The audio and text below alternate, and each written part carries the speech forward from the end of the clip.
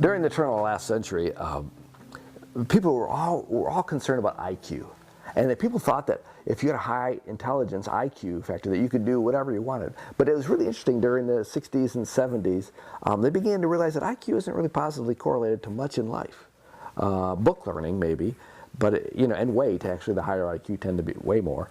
But the interesting thing is, they looked at happiness, they looked at leadership, they looked at income, they looked at a lot of different things. And IQ was not related positively to any of these, or correlated positively to any of those. So they began to look at what really is correlated to leadership and happiness and to fulfillment. And they began to discover through works of Gardner and some others a quotient or a factor called EQ, emotional intelligence. EI it may be called.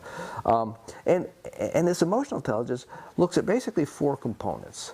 It looks at your first ability to understand what you are experiencing emotionally. Second, to understand what the emotions other people are experiencing. Thirdly, your ability to manage or appropriately express your own emotions. Once you understand them, can you manage them and appropriately express them?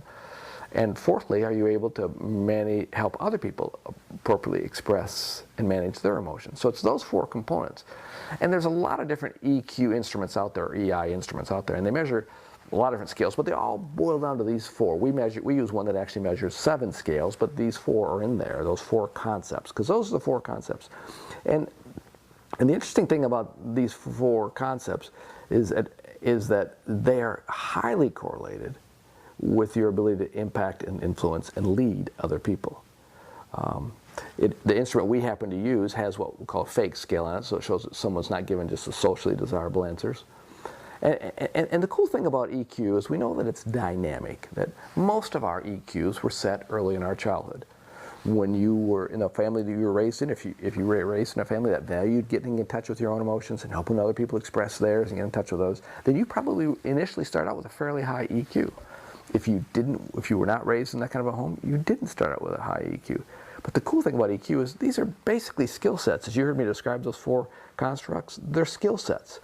Learning how to understand your own emotions, that's a skill set. You can learn to do that just as you can with the others. And so we know that a person's EQ is fully dynamic, just like actually their IQ is, we know now too. But their EQ can continue to increase at well into their late 60s, or late 50s, excuse me, research tells us. That if a person truly wants to learn how to develop these, they can do that. So that's the EQ instrument we use, and we often give helps on how to increase your EQ.